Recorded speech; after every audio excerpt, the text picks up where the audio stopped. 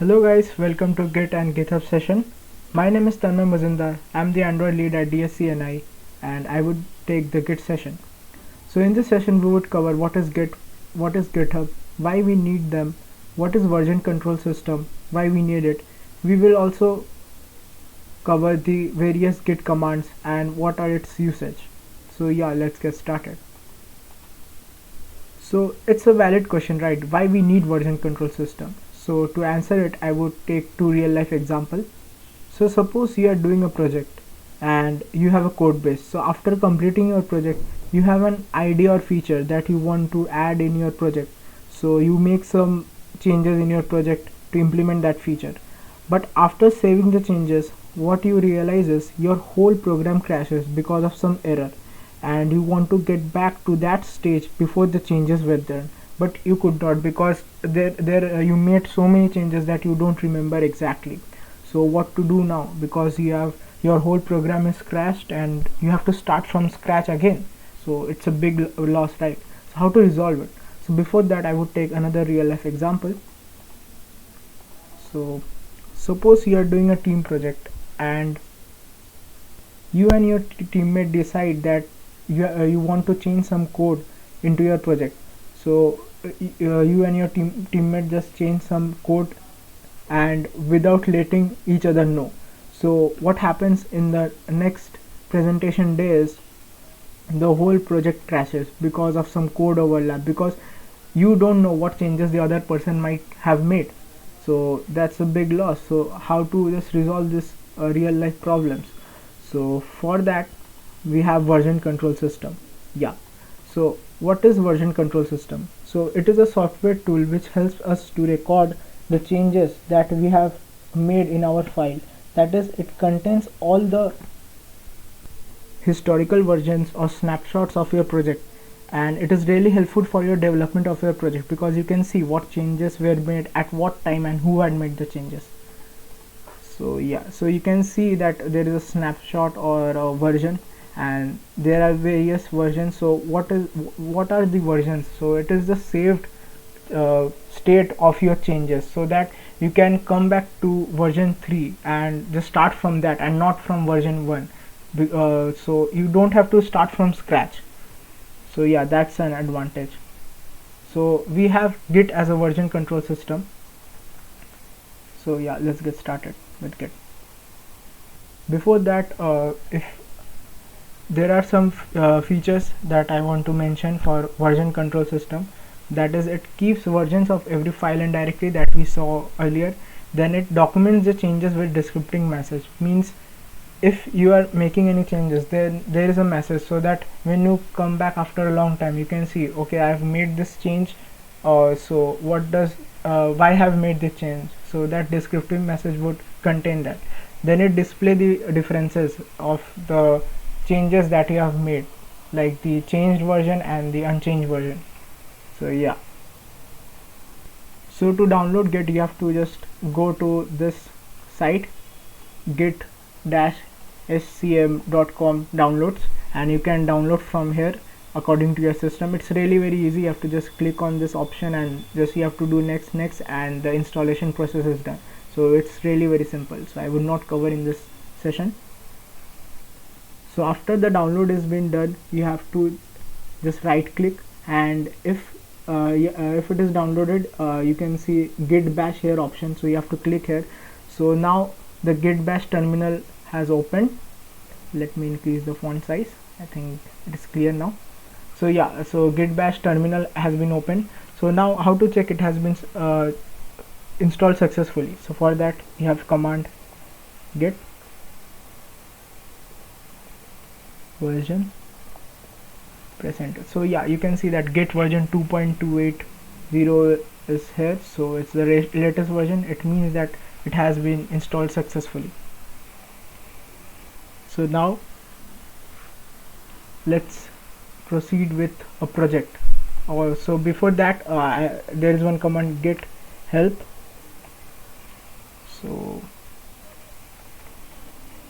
So what does this there are different commands here, and you can just see and see why it is being used. So it's really helpful, git help. And you before that you have to configure. Let's resize it. So there is a command get config dash list. Okay, I have not given the space, sorry. Get config dash list. So yeah, you can see here that my username and email ID and various settings of my Git account is there. So how to make your name and your username and email ID, how to add it? So for that we have command get config dash global user dot name, and within this quote you have to write your name, your full name, like mine is Tanmay Mazumdar. So like that you have to write your, I'm not doing it because I have already made my username and email ID. And for email ID you have to just change user.name to user.email, and you have within double quotes you have to just type your email, and yeah, it's done. So after executing this commands, if you type again get config dash list, so after again you give this command, so you would get to see your username and email ID that you have made changes. So yeah, so now we would just create a Git project. So for that, let's create a folder. Suppose I give the name project Git. Yeah, so this folder has been created. So now this is a simple folder, right? Like any folder of your system. So how to make it a Git project? So for that you have to go to Git and to type git init command. So now git init would make this folder a Git project. But how this Git would know that I am aiming at this folder or this directory? So for that you have to go to this directory, like project Git. So for that we have command cd. So cd, you have to copy the whole path, copy it,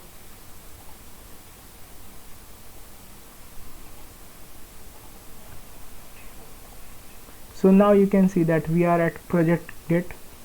So you can see here that we are at project Git directory, and now give the command git init. So yeah, you can see here that .git folder, this is a hidden folder. The .git folder is been created. So what does this .git folder comprises of? So it contains all the files that Git requires to manage and keep track of your repository.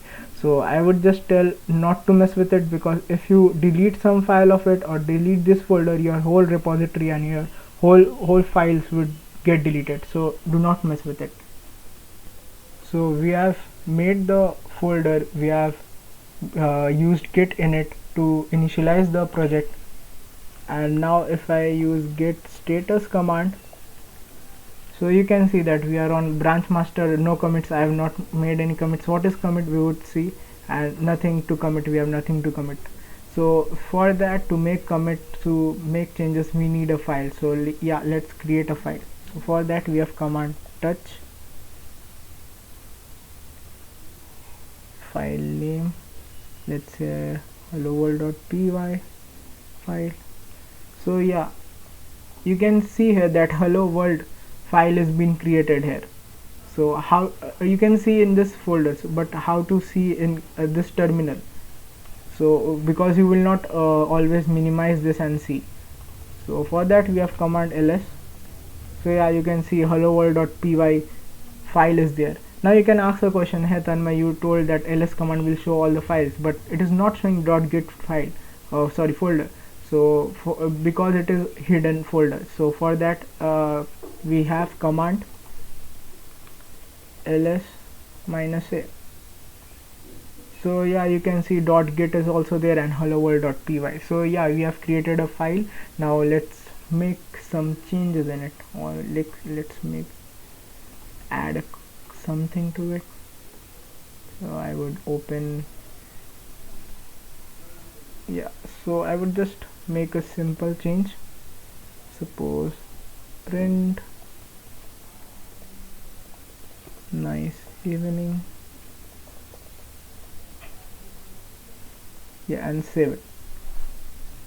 So now I have saved, I have made some changes to this file.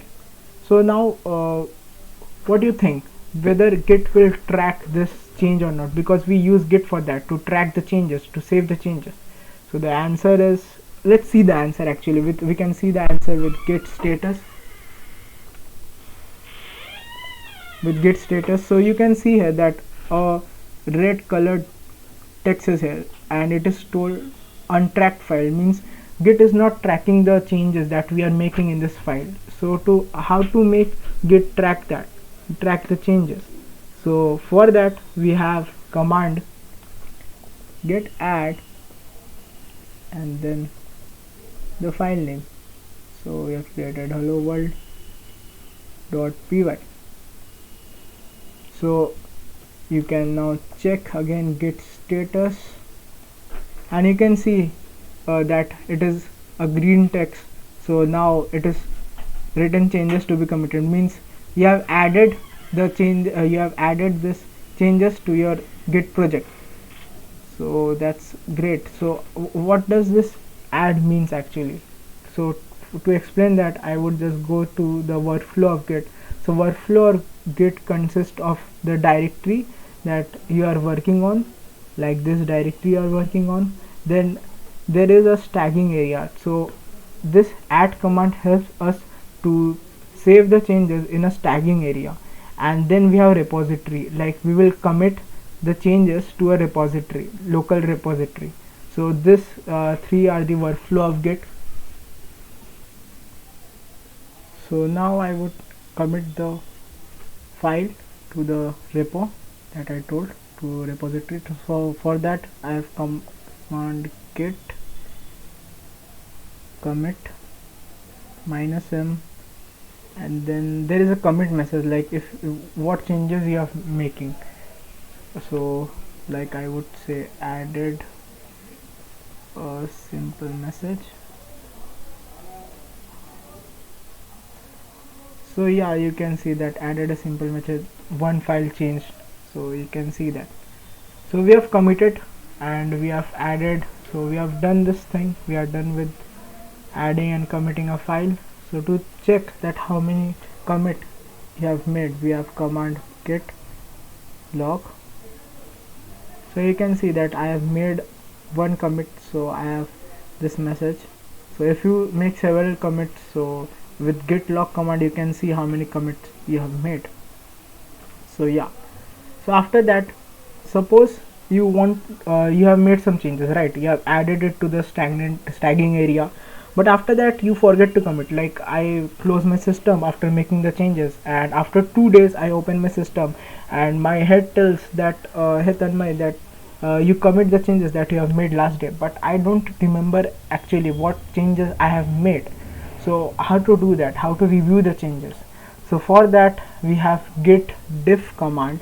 So before that, let's make a change and add it. So oh, sorry, make a change. Suppose I have print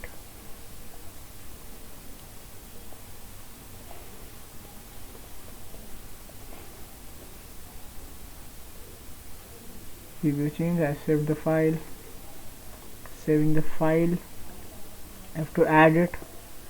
So git add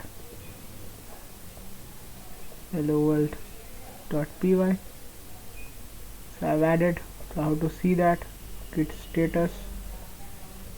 So yeah, you can see that it has been modified. So now, but I have not committed. So what I told, that I have made the change after the commit, and I want to review it, that after committing what changes I have made. So I have the command git def. Oh, just a sec, let's make another change.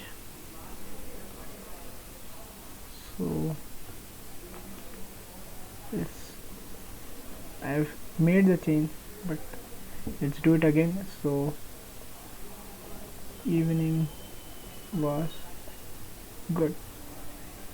I will save it, then I would open then git def. So yeah, you can see here that the text in white, so it has been before commit, and this green text that I have not added it, it's print evening was good. Review changes I have added it, like I have used this command git add hello world.py, so I have added it, so that's why it's showing like this. So let's see git status, so it is in red because I have not added the changes. So git add dot, so what is this git add dot? So git add dot would change all the would add all the modified changes that you have made. I would not recommend it, because if you are making so many changes, like I have made a simple change, but if you are making too many changes, so you need to review it, right? So I would not recommend it, but I am using it now because I have made a simple change. So I have used this, then I would commit it, commit with a message.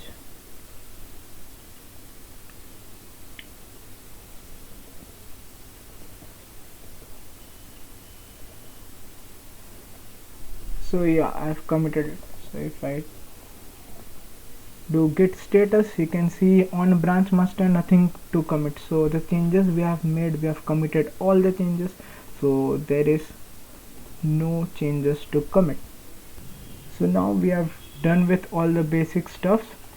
So this folder project git is in your local system, right? So how to share it with your friend, like your teammate, if I say. So for that we have remote version control system. So what is remote version control system? Now why we need remote version control system, you can ask, like why do we need one? We have git, right? So to answer it, specifically we are targeting two goals. One is version control, like the to save the versions of the changed file, so that we have done with git. But what about collaboration? So to understand it, first let us see what is collaboration. So suppose you are working, I am working in a team and I have teammate John, Emily, Mike. So we are making a social media app. So now John, Emily, Mike each have a local repository in their system, like they are working there, they are making changes to their code. But how do I know, how do each of them know about the other two, that what changes are being made? Like we are working in a team, right? We need to know that. So for that I create a remote repo, that is social media repo. So what they would do is they would send this or push this file of or the local repo of the system to this social media remote repo, so that I can review the changes and just send them back that you make some changes here, or I can verify it and merge it to this remote repo. And they can also get the project of the other two, like what change code they are, the other two are making, so that they can make according changes with that. So yeah, so we have various remote version control system in market, like Bitbucket, GitLab, SourceForge, but what we are using is GitHub, the most used Git repository hosting service, GitHub. So why GitHub? Because it is considered to be the largest community of developers in the world. Like it is over 40 million users are using GitHub, and there are over 100 million repositories in GitHub, so it's a huge amount, right? So to be precise, what is GitHub? It's a Git repositories hosting service that has code collaboration and version control tools for repositories management. So now let's get started with GitHub. I will push this local repo to the remote repo. For that, go to github.com center, and I would go to my account. If you are not signed in, just sign in with your college email ID and password. It's really very easy and simple, and I would recommend the college email ID because you would get student developers pack, and it's really very important, or I would not say important, but it's an advantage for the student for the development. So yeah, so I would make a new repo. So yeah, so let's give the name, say DSC skill up get. Let's say description, give your description. Let's say git lesson. Now there is public and private option, so I would recommend to go with public, not with private, because GitHub is all about open source contribution. So people, the users would come to your repo and contribute accordingly. So what is the use of making private? Like, people make private, but for particular reasons. So you go for public. Then there is add a readme file, add a .git, ignore, choose a license. We would cover all this. So we would create a repository, and yeah, you can see that the repository has been created. So what is this? This is the link of your GitHub account. Now how to add this remote repo to your Git? So for that we have command git remote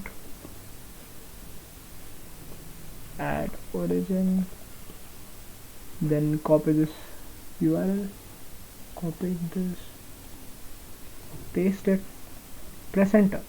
So yeah, now what happens is your remote repository has been added to Git, and now you can push your local repo to this remote repo. So how to do that? Now to push the local repo to remote repo, we had a command earlier, git push -u origin master. So earlier we used this, but now Git has made some changes, and they have told that master will not be your default branch, and you have to make main your default branch. So for that we have command, and before that, what does this origin means? So origin is nothing but a nickname to this big URL. You will not use this URL because it would be really messy. So you can give any nickname to it, or you can say it is a alias to this URL. So yeah, so to push to main branch, we have code git checkout -p main. So yeah, you can see switch to a new branch. So a branch is being made, which is a main branch. So what is branch? Branch is actually like, you can say the whole copy of the all the contents of the master branch has been copied to main branch. What is branch? We will cover next, not now. We would just now concentrate what is push. So yeah, after that, just delete the master branch because you don't need it. You don't need the master branch now. So you can see deleted branch master. Now you push. Before pushing, you just see that if you have nothing to commit because you have committed everything. So for that you use the command git status. So you can see now, earlier you saw that we were on branch master, but now we are on branch main. So we are switched to main branch, and now can push the things because nothing to commit. There is nothing to commit, everything is good to go. So for that we will use git push -u origin main. Press enter. Yeah, so this message means that it has been pushed successfully. So now your local repo is in your remote repo.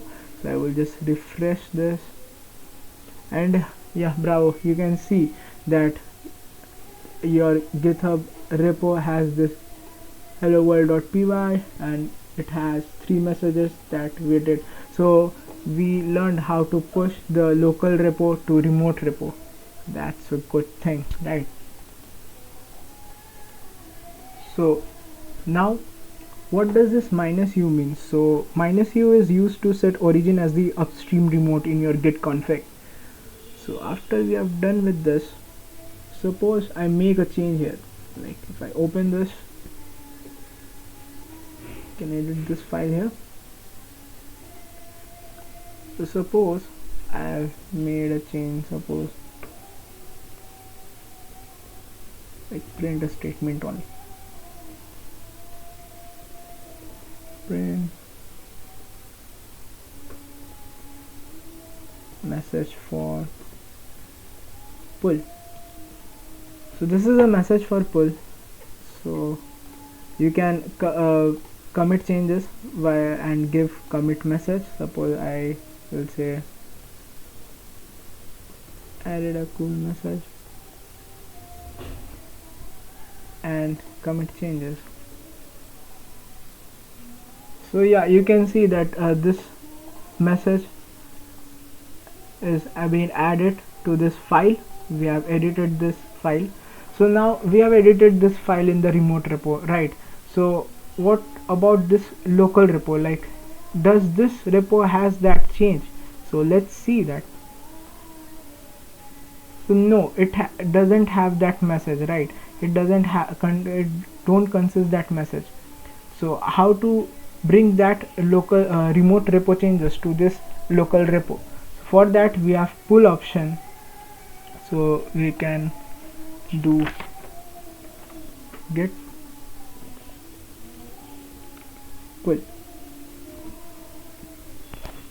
So yeah, you can see that 3 insertions done, git pull, and we have pulled the changes that we have done in the remote repo in this local repo. So if I open this, oh, don't open always, you have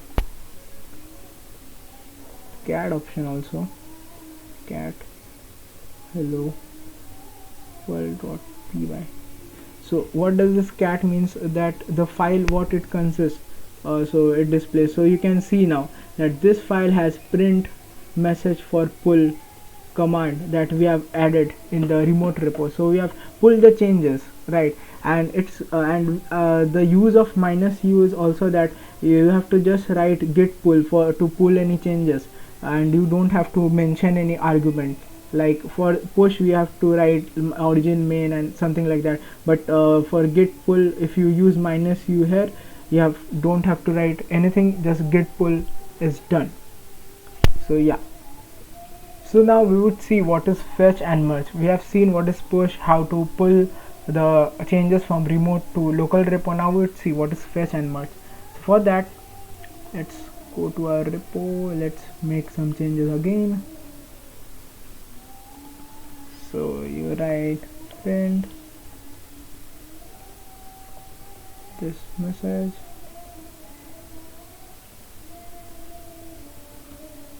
for fetch. So yeah, and then just commit the changes.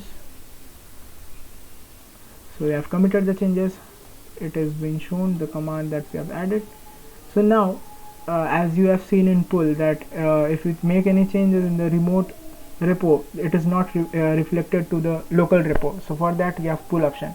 So what is fetch? Actually fetch will download the changes, it would not implement it. Like if we are doing here, we are doing, just a second, we are doing git pull command and the changes are being implemented in the local repo, but that is not the same with git fetch. If I do git fetch, it will just download the changes and not implement it. For that we have to do merge. Like you can see this message. So now if I do cat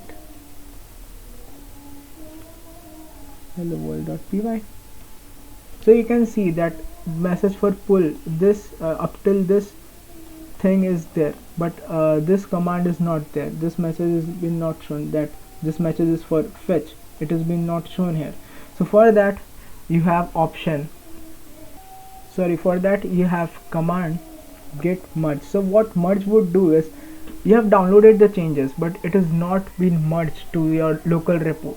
So merge would just make or reflect the changes, or add this message, print the messages for fetch. It will add this message to your local repo. So yeah, so you can see git merge and it is updating fast forward. Yeah, it has been updated. So now let's see the contents inside the hello world. Sorry for the typo. So yeah, you can see this print this message is for fetch. This command has been reflected in the local repo also. So yeah, we have fetched it and we have merged it also. So now you will say, what is the difference or what is the advantage of using fetch, merge, above, pull?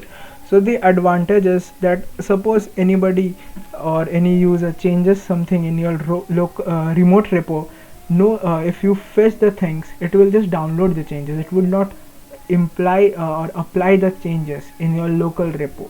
So your local repo's content is being means it is safe. It any changes been done in the remote repo, it is not, like, it is not reflected in the local repo if any changes has been done in the remote repo. So always use fetch and then merge, and not directly pull. If you do direct pull, then all the changes would be applied in your local repo code base also.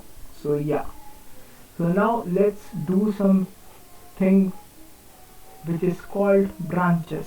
So what is branches actually? So yeah, let's start. So let's create a branch. So you can create a branch with git branch, and suppose I give the branch name self branch. So a branch has been created. How you can see with git branch command. So you can see that self branch and main is being created. This green text means that you are in the main branch, and with git status also you can see that you are on branch main. So how to go to self branch? So for that you have command git checkout and then the branch name. So the branch name is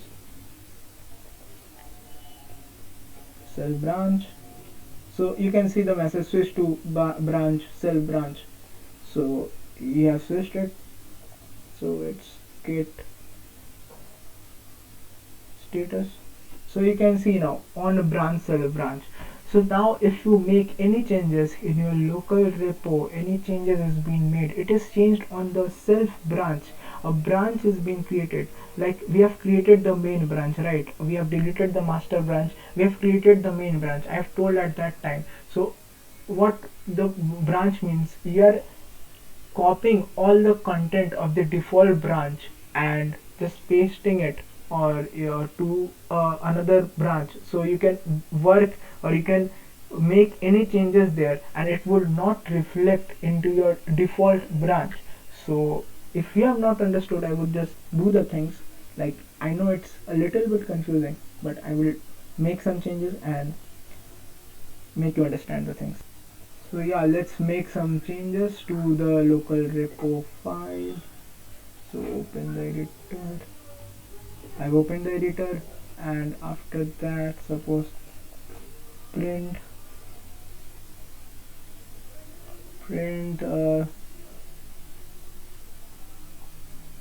suppose I type made changes to self branch. I made changes to self branch. I will save the file and again follow the same what to call path. I would just add the things. I would then commit the things, commit -m, added a branch. Suppose I type this. I've committed the things. Just see.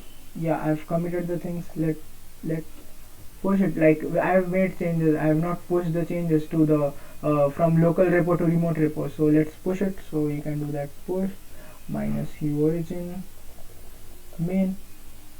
So it's taking a little bit of time.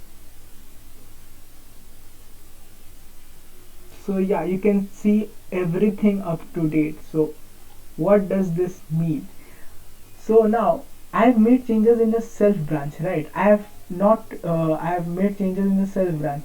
So but I am pushing the things, I am pushing the changes in the sorry, just yeah. So I have pushing the changes into the main branch. So you have to push the thing into the self branch because you have made changes there. So minus u origin self branch. So yeah, so now you can see that yeah, the changes have been made, it has been pushed.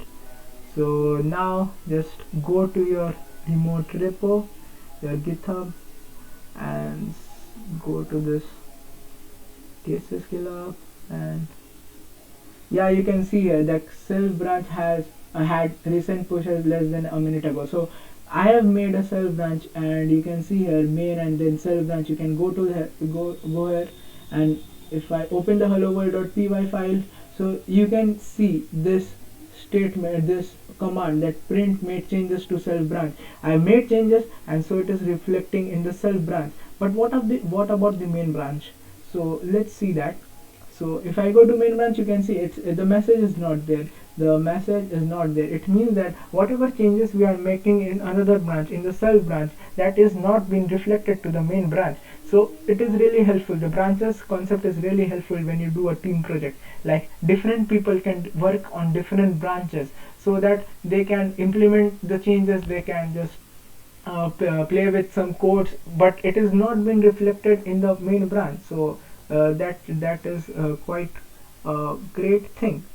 So yeah, so we are done with the branching concept almost.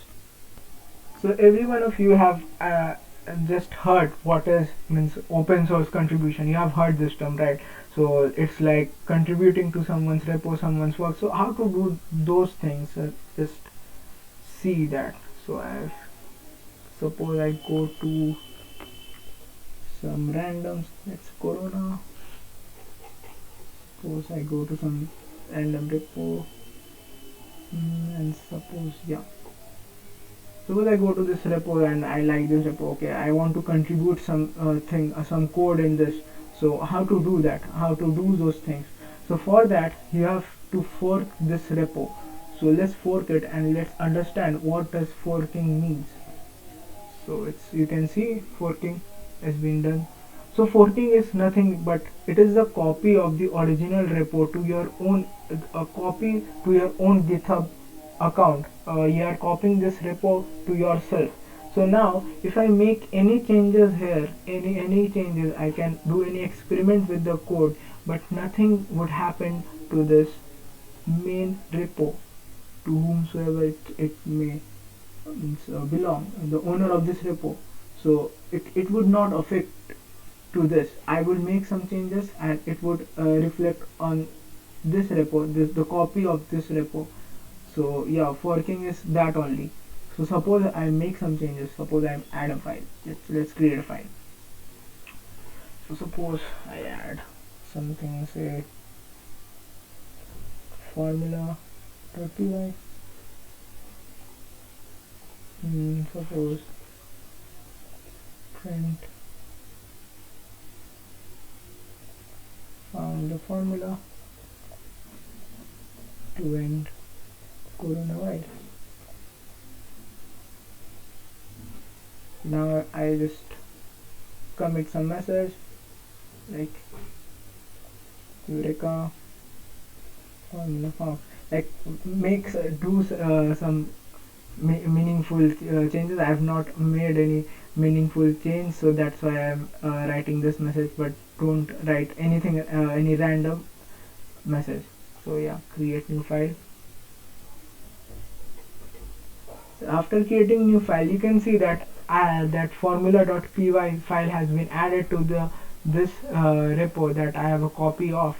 So if I click here formula.py, I can see this message. But what about the original repo? This is the original repo. If I refresh also, you can just a second. Yeah, if I refresh also, you can see that formula.py file is not there. So if I make any changes here, I have made a change, it has not been reflected. So it's really cool because you can make some changes, you can play with the code, you can make your own changes, and you can see okay, what how advantage or what advantages it is giving to this repo, and it is also not reflecting to the original repo. So yeah, so now you have added a file, right? But if you want the code, like let's suppose, okay, so this is a text file. Suppose a repo which has a code. Suppose you want that code to run in a id. So how would you do that? So for that you need the whole code base, right? You need to understand. So suppose you are contributing to a well-known repo, so if you it has a lot of code base, so you need that code base to understand it and then make the changes. So for that we have a clone option. So what does clone means? So clone means you're downloading all the code base in your local system, because it is in GitHub, right? You don't have this code base in your local system. So for that you need to clone this repo. So for that we have this clone option. Just copy this URL, go to Git, let's suppose press Ctrl L, just a second, let's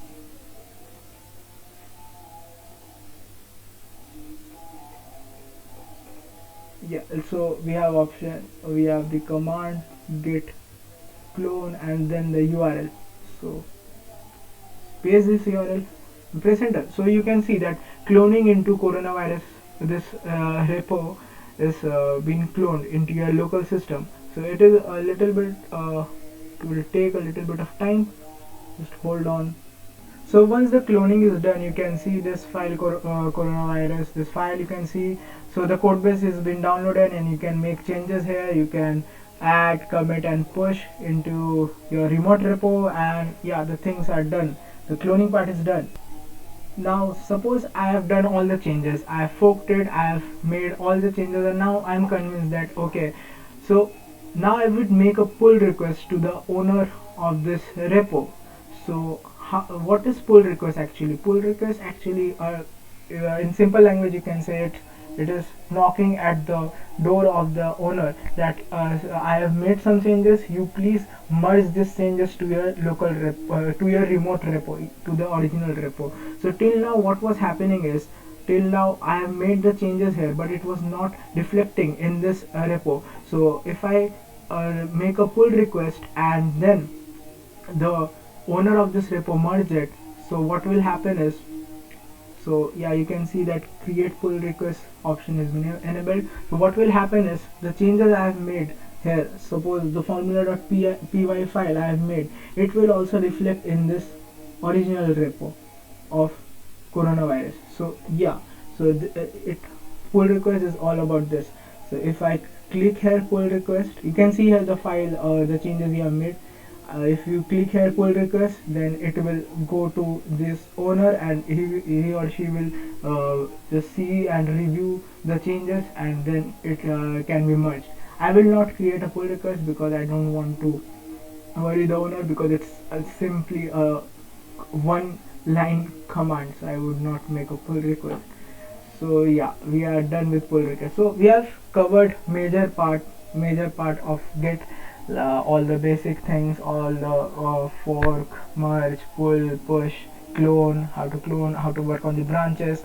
We have seen all of this. So now let's see small things, like the things which is necessary but is being neglected by many of them.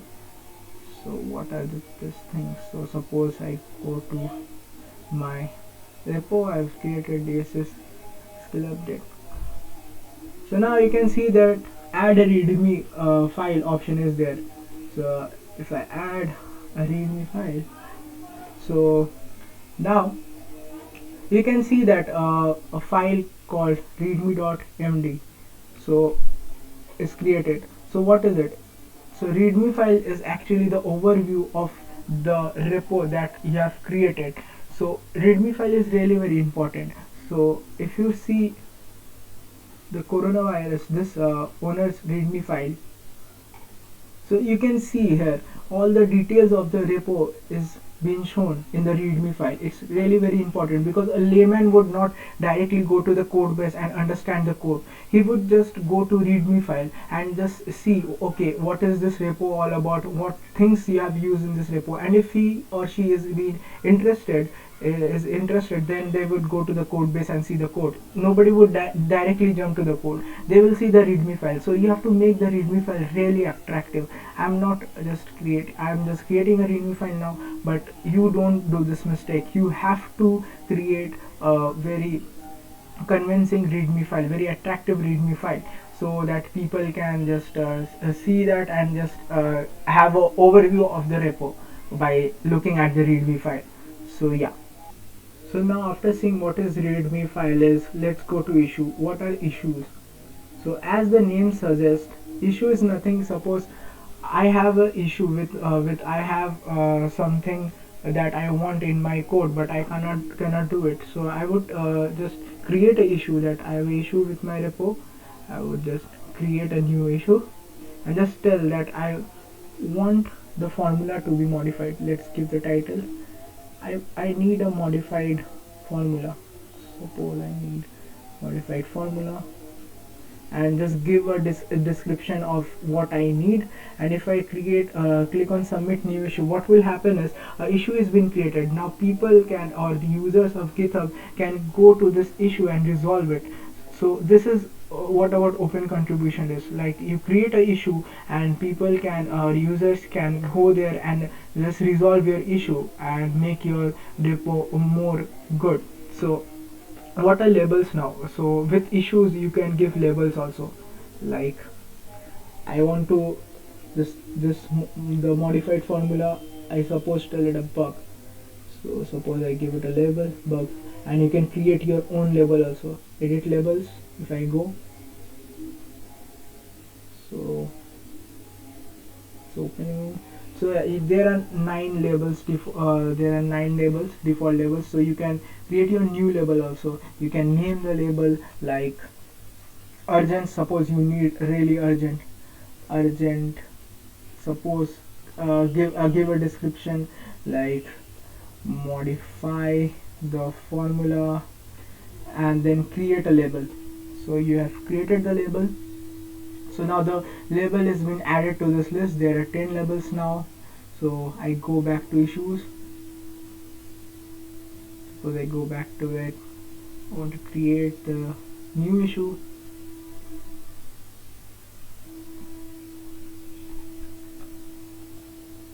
The modified formula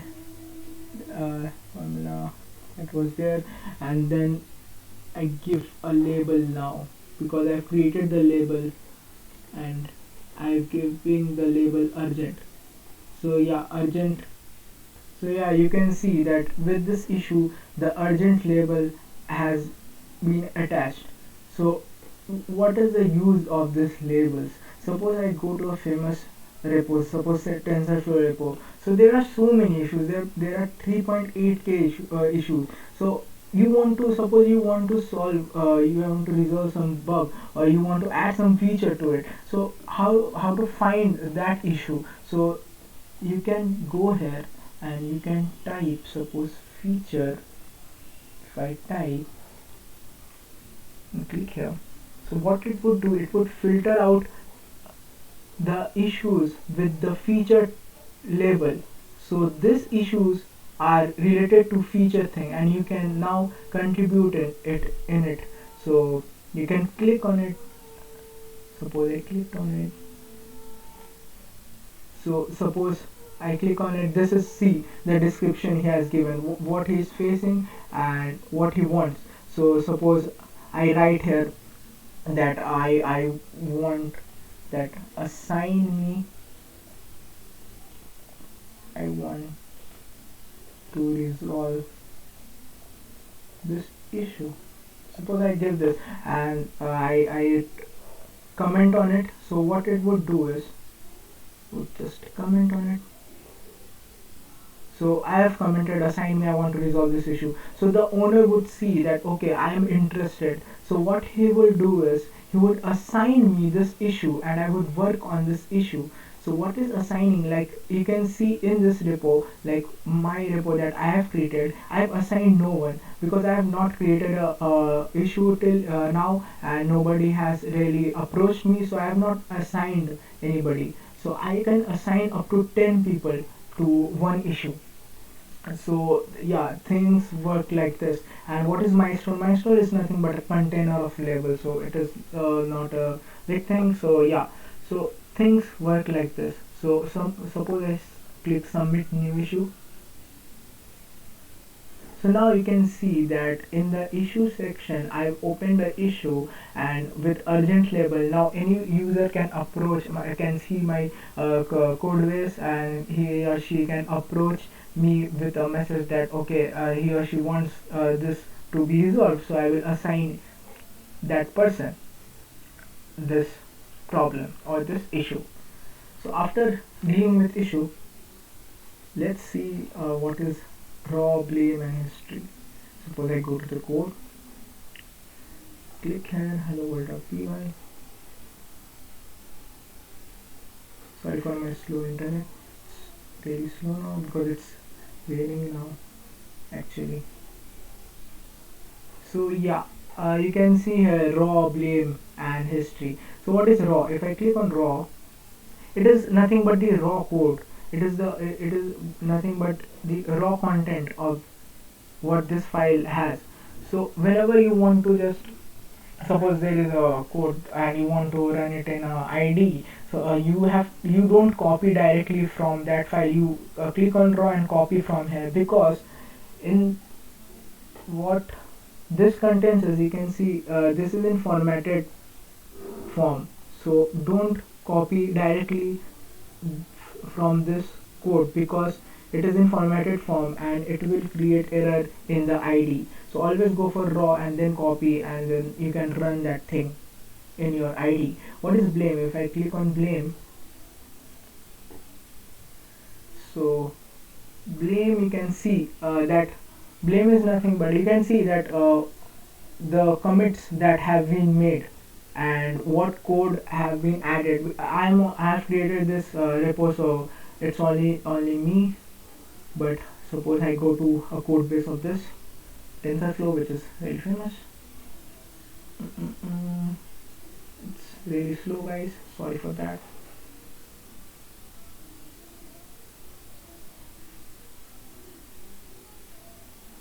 So yeah, go to this file TensorFlow.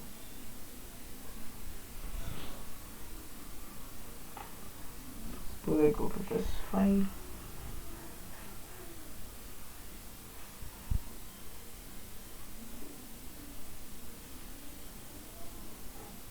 So now if I click on blame, so there you can see 14 contributors are there. So in blame also you can see what line of code has been contributed by what user, and suppose some error after you merge the pull request, some error is coming.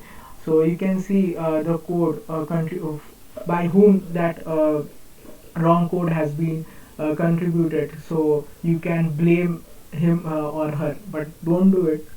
It's a useful thing, but don't do it. So yeah, so you can see the blame part is done. So now let's go to see what is history is. So history is nothing but the commits that you made. So it is just making a track of that. You can see here.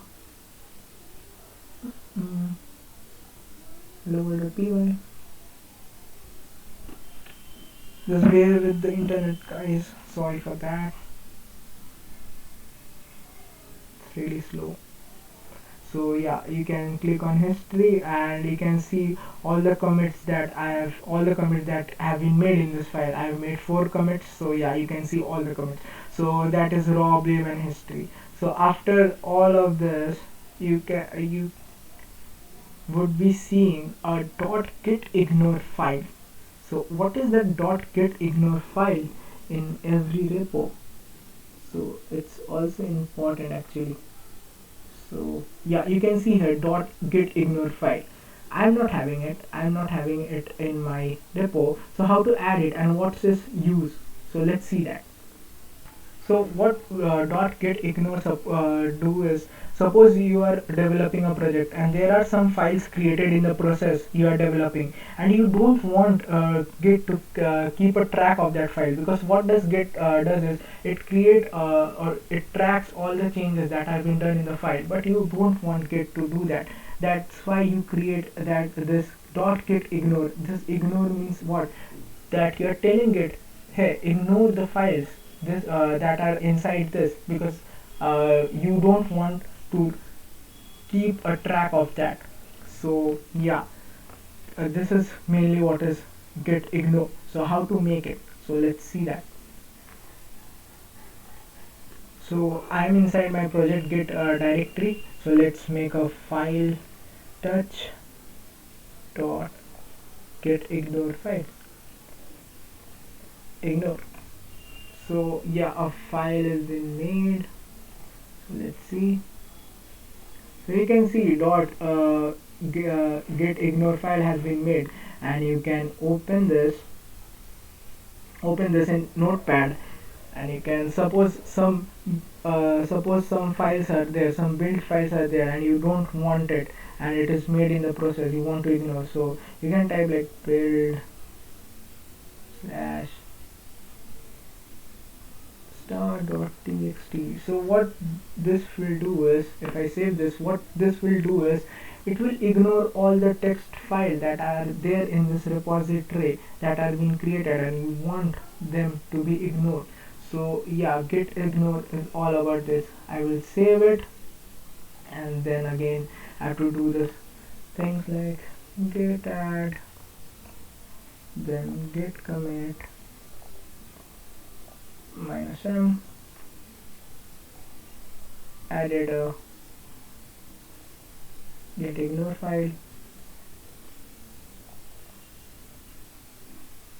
and it has been committed. You can see the status. So yeah, it has been done. So it has been done. You can then push, and the things are done. So it has been pushed in the .git ignore, has been pushed in your remote repo.